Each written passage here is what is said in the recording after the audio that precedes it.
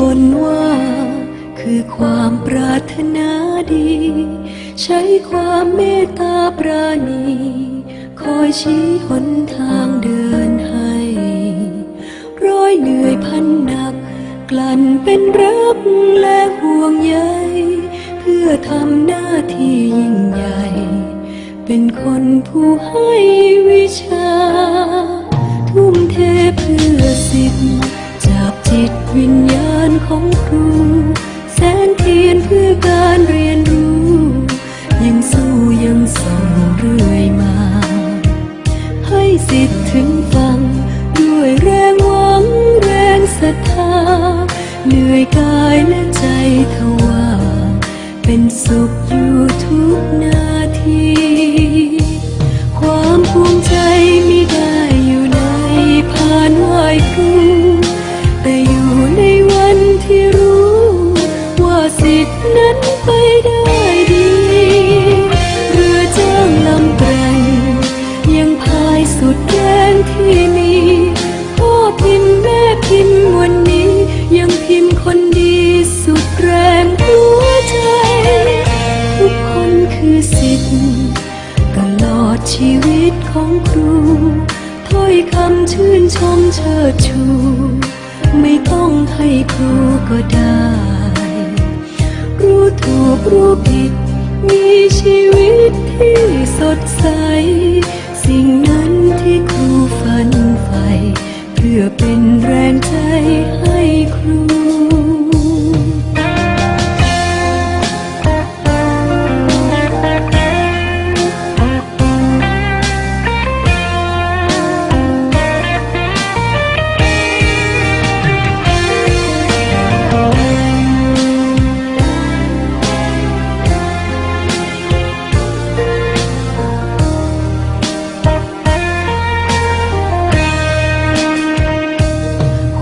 ภูมิใจ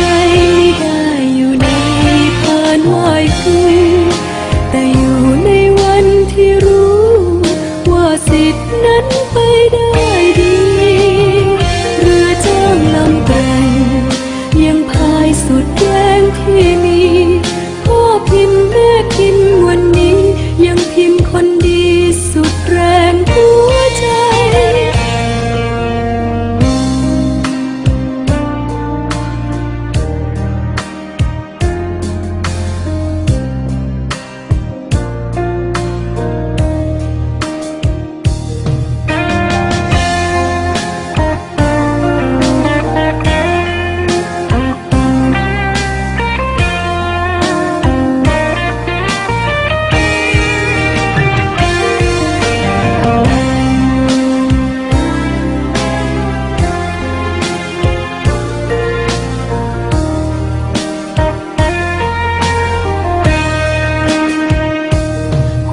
ภูมิใจ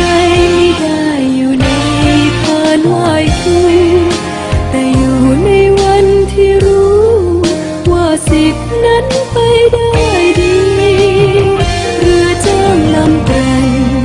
ยังพายสุดแรงที่มีพ่อพิมพ์แม่พิมพ์วันนี้ยังพิมพ์คนดีสุดแรงหัวใจทุกคนคือสิทธิ์ตลอดชีวิตของครูถ้อยคำชื่นชมเชิดชูไม่ต้องให้ครูก็ได้รู้ถูกรู้ผิดมีชีวิตที่สดใส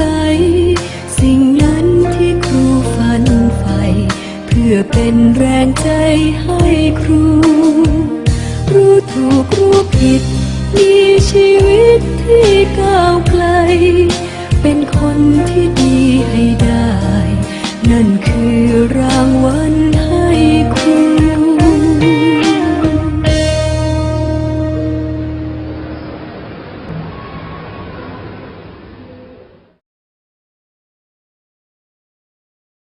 ทุ่มเทเพื่อสิทธิ์จากจิตวิญญาณของครู แสงเทียนเพื่อการเรียนรู้ ยังสู้ยังส่องเรื่อยมา ให้สิทธิ์ถึงฟังด้วยแรงหวังแรงศรัทธา เหนื่อยกายและใจทว่า เป็นสุขอยู่ทุกนาที คุณครูครับ